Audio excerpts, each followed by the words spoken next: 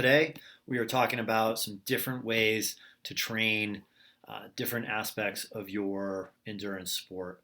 Uh, I find that this method is not only get you better results, but it can help you train different things at different times of the year when you're not looking to do too much. You're being very careful to overtrain, like now in the off season. So, what I'm going to describe to you, we're going to go over two different kind of skill sets and different ways to get at those and train them to be better. These might be weaknesses, or it might just be something that you're looking to improve because we're all looking to improve, usually in multiple areas at one time. So, um, and the way that we do this is we take the skill or the ability that you're looking to improve. And one of the things that people usually do is they hit it straight on and they kind of mimic this race demand in training. And what we want to do is we want to pull this skill or ability apart and train its individual pieces. And by doing that, not only have I found that we get better results a lot of the time, but we can also induce less fatigue, have lower risk of injury, or just keep our training load lower if so desired if it's that time of year like it is now when I'm making this. It's November. So, and you'll see what I mean. I'm going to go over two skill areas. One of them is a little bit more complicated. One of them is kind of simple. So you'll see what I'm talking about here. The two things I'll go over, the two examples that I'll talk about here is one is you want to improve or you're finding that you're weak at repeated high efforts. So repeated accelerations, surges. So these are usually going to be short. The people that are going to find themselves that are facing this are road cyclists, gravel cyclists, mountain bikers for sure, cyclocross racers absolutely, where you have these repeated kind of hard efforts that you have to meet, that you have to put out, whether it's to accelerate with the pack, maybe it's for an actual attack, or mountain biking. We're constantly getting caught and having to put out this really high effort to get through a technical section, to get over the rock, the stump, whatever it is. Could be a 5-second effort, could be a 30-second effort, even maybe a little bit longer. So kind of a high advanced skill. The other one we're going to talk about is increasing your endurance, better endurance. We're all looking to get better endurance and have all the different facets of what helps you go longer without fatigue be a little bit more improved. So I'm going to go over these. Again, this way to train can be used just to get straight up better results, but I also think you can manipulate these methods in a way that you can also not induce too much fatigue. So if you're trying to increase your repeated ability to put out high bouts of power, short high bouts of power, but you don't want to do these crazy high anaerobic, high lactate producing workouts in November, this is going to be a better way. We want to improve our endurance, but we don't want to be doing huge long runs or long bike rides just yet. We're kind of building into things. This is going to be really good. So, as I said, we'll take the repeated high power bouts first. What we want to do is, instead of conventional thinking, and I've seen a lot of people do this, is they'll do maybe a 15-second or a 30-second sprint, some kind of hard acceleration with some kind of short structured rest, and they'll do 30 or 40 of them to mimic those race demands, to mimic that race environment. What we want to do is take a couple of the main elements of that ability and train them separately. So first off, our max power. We're doing a high power output, a very hard acceleration. And the examples that I gave you are kind of fixed. You don't get to do a percentage of your threshold or a percentage of max. If it takes you 500 watts to get up the steep technical section on the mountain bike or the gravel bike, then it takes 500 watts. It doesn't matter what your threshold is, what your max power is, etc. So that's a fixed number. If we improve the max power, and I've done this many times with different types of athletes, road cyclists, mountain bikers, if we take that max power that's maybe 1,000 and we improve it to 1,100 or 1,200, this starts to become lower and much more manageable. So we're, in a sense, making this 500 watt effort easier. So train max power. There's a bunch of different ways that you can do that. The way that I like to do it is with short maximal efforts, 15 seconds, 30 seconds long, with complete rest. We won't get into that too much. The other side of this skill is the recovery. And there's a lot of elements there, really. There's threshold, there's your lactate threshold. The higher that is, the better it's going to be. But one of the basics is your baseline endurance capacity. A lot of the times, the better your endurance capacity is, the faster and better that you recover from those hard efforts. This is true on a day-to-day basis. It's also true within a workout within an interval set. So train the endurance.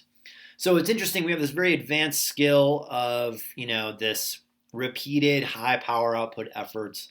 But one of the ways that you can make this much more manageable and get better at this is by training these two sides, your max power and just your baseline endurance capacity, which we're all doing all the time. The training max power is a high intensity effort, but again, there's a long rest.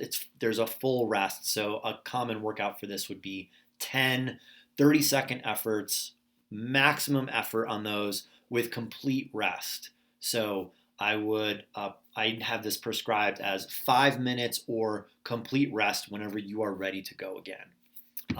Zone 1, very, very easy. We're not riding up a hill. We're not keeping up with our friends. It's complete recovery.